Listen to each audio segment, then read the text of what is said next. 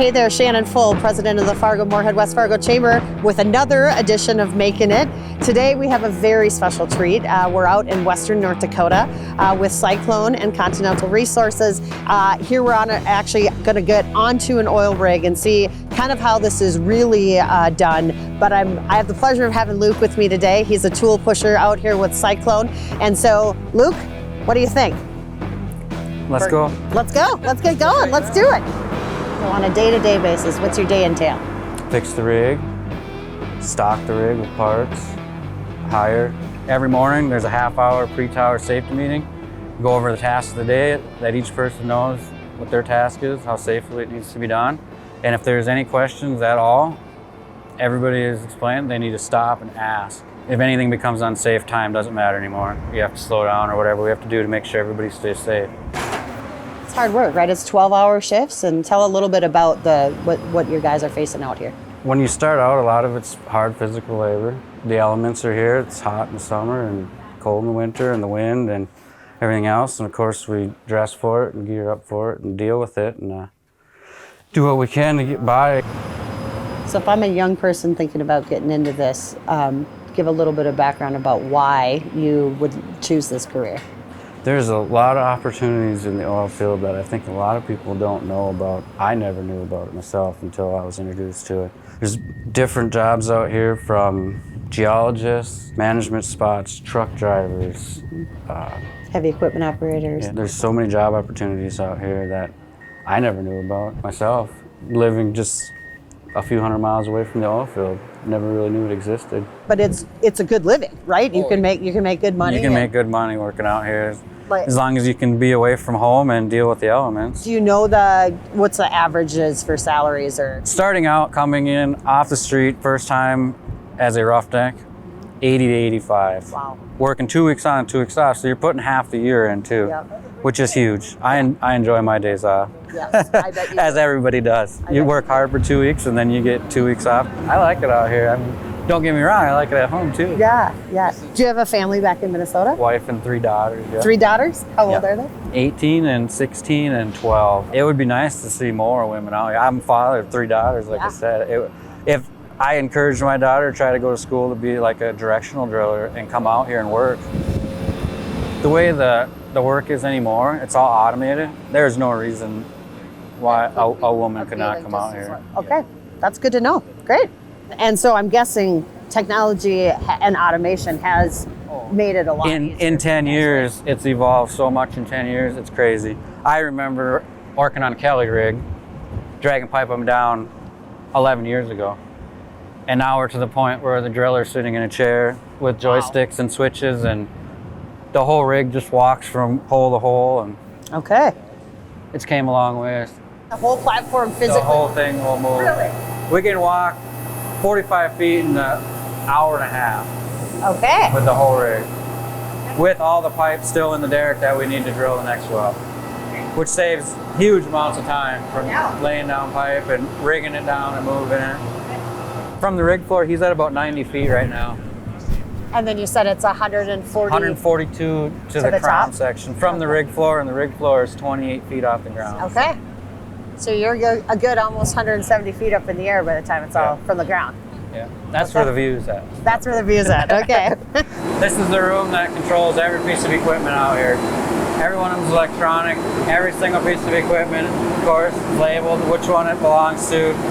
These are all variable frequency drives that control speeds, turn them on, turn them off. This is all the high voltage side of everything. We have a low voltage side as well that are all controlled through HMIs. So when you have your workers out here, are they trained in certain areas of this? At certain positions, they're trained to use certain equipment, yes. As they learn and evolve with the company. As they advance up, then they more responsibility. Yep, taught more, exactly. And with comes more compensation, of course. Okay. This is the BOP, it's our blowout prevention equipment.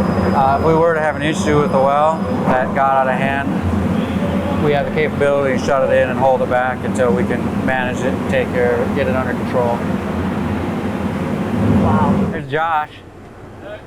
Hey Josh, how are you? Assistant driller. Oh, fabulous. Driller in training. Shannon, how you doing? Nice to meet you as well.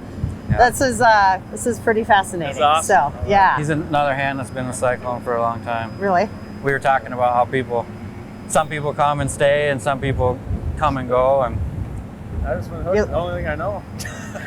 You like your job? You like it here? Like it out Yeah.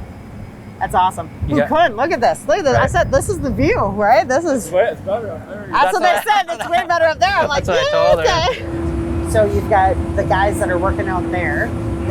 Is that more entry level? Is Yes. that more? So that's more entry That'd level. be the entry and level. then when you move up, like at what point do you get to the rig operator? What point do you get to yours? Like, is there a progression? So you start out as a floor hand, is what we call it, and then, of course, if you make it there and you learn, and then you end up as a motor man, then you're responsible for the engines, the oil changes, anything that's a motor or has lubricant. You're responsible for JSAs, job safety analysis, hazard IDs,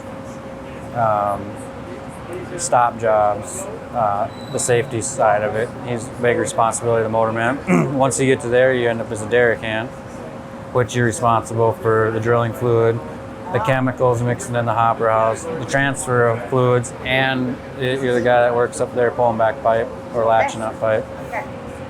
Then from there, you end up as a relief driller, like Josh, the guy. He just became a relief driller, assistant driller. So now he's in training to become a driller. And he's been working up here with us he's worked with Cyclone for a long time, but he's been up here for probably about 2 years now. And Continental really likes him, and we really like him. So That's awesome. And now he's going to teach the new guy. He's looking for that float right now. Okay. There's a plug down there on top of a float, and he's looking for it. Okay. And then once So it takes some concentration to make sure that they're yeah, do not disturb the right. So there's not really training for this except On the job. watching and on the job, This right? was I mean, the you don't school- train to the, be a rig the operator. school of right? hard knocks, is Yeah. that what they call it? That's the way we all did it, yeah. This is where all the real stuff happens, right? The hands on the floor responsibilities are to set the slips, which hold the pipe, which right now is weighing about 160,000 pounds. And the slips, now these guys are gonna go up with the air hoist. He will give them one, they'll put it in what we call the mouse hole. So that'll be the next one that's used to drill on. Okay. These guys are using dope, which keeps the slips from sticking in there. Because of the weight, they'll actually get stuck in there. You won't be able to get them back out again. That piece of pipe weighs 27 pounds a foot. It's 93 feet tall. See, he's holding it with this rope there. And now what he's doing is controlling it from whipping all. the rope to Otherwise, control if he it? just Okay. lets it go, it will whip all over the place, which will then cause these guys to have to fight it down here. Got it. So You gotta have a lot of trust between yeah, the exactly. guys, right? He lets it out slowly as he lets it out, and it's nice and smooth. Always two people at least pulling and setting slips, just because of the weight of the slips. It's too heavy for one person to actually lift. I mean, you could, but you risk injury, so. At the end of the day, now more than ever, with the way that the kind of the global nature right now, it's ever more important that we've got the operations that you guys are doing today. So let's go to work.